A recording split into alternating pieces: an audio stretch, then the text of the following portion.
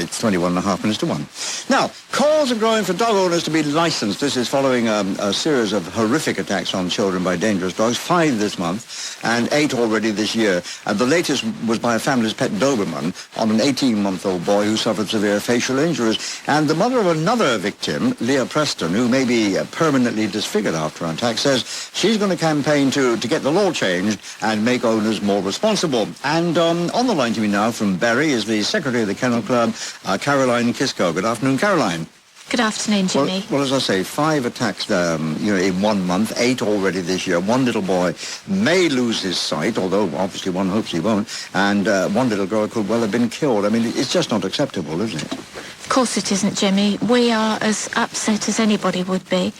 To be bitten in the face by a dog is extremely severe. And we would agree that we need to look at the law, and we also need to look very, very carefully at education.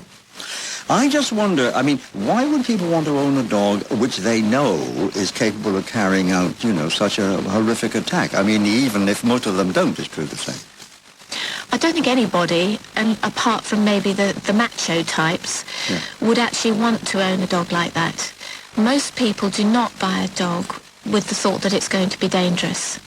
But the important thing is that those dogs are actually properly socialised when they're puppies, so that they know not to bite. That's not in their makeup. No. And the other thing, of course, is that it is extremely important that no child is left alone with a dog. How much has it got to do with the breeds? I mean, as it happened, these attacks were carried out by a variety of breeds. It was a Rottweiler, a Bull Mastiff crossbreed, a Jackanese, a Keter dog, a Doberman. But are they not all breeds that are known to be capable of considerable violence? I think that's true of any breed. It really isn't connected with breed. And there is actually scientific evidence recently produced by a leading American animal geneticist to show that there is no difference between breeds. And if you look at the situation, for instance, in France, search and rescue dogs actually use the American Pit Bull as one of their search dogs. In Argentina, the Doggo Argentino, which we have on our list of banned breeds, is used as a guide dog. But I mean, so really, breed is not what it's about. Except you're not likely to get savaged by a Pekingese, are you? You can certainly get a nasty bite. Yes, I know. But the important thing is that dogs shouldn't bite people. No, quite. And where we really need to get this sorted out is by better education of the people, so that the dogs are actually properly trained. And we also need to ensure that dogs are properly socialised as puppies.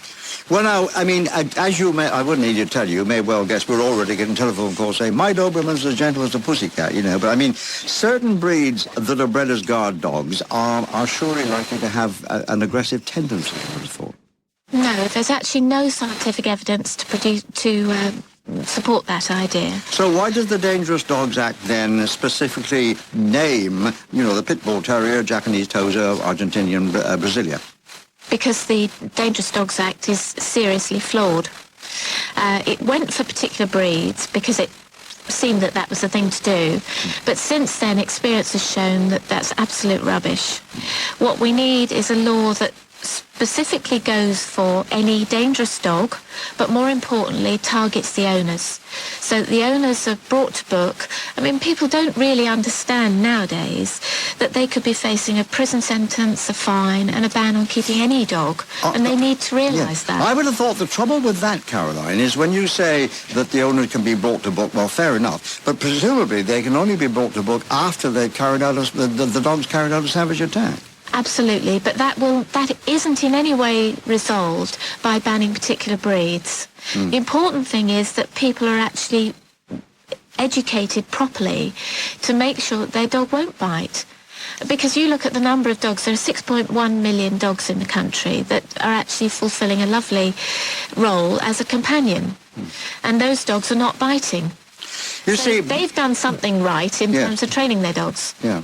I mean, presumably you must have made representation to government, I suppose, about the Dangerous Dog Act if you think, that it's not effective.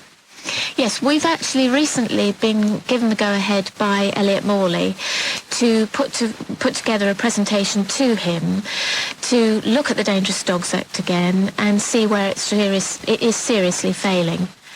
So we are doing that. We've got a working group underway on that. But we are also doing other things at the Kennel Club. For instance, we have a Good Citizen Dog Scheme, which trains the owner to train the dog. But we also have a schools programme, which we're just finishing touches to at the moment, where children will be taught how to behave in front of a dog, not to be silly, but to stand still if a dog should look threatening, and also to get through to people this whole idea that dogs shouldn't be left alone with children and that they must be properly taught in the first place. Well, now, Ken Purchase, who's the MP for Wolverhampton, where two of the attacks took place, he says that owners of larger breeds of sometimes very robust dogs, that's the way that he phrases it, the owners ought to be licensed as a way of making sure that they're responsible. Do you think that's a good idea? I don't think it's a bad idea, but I think it's an extremely hard one to put together.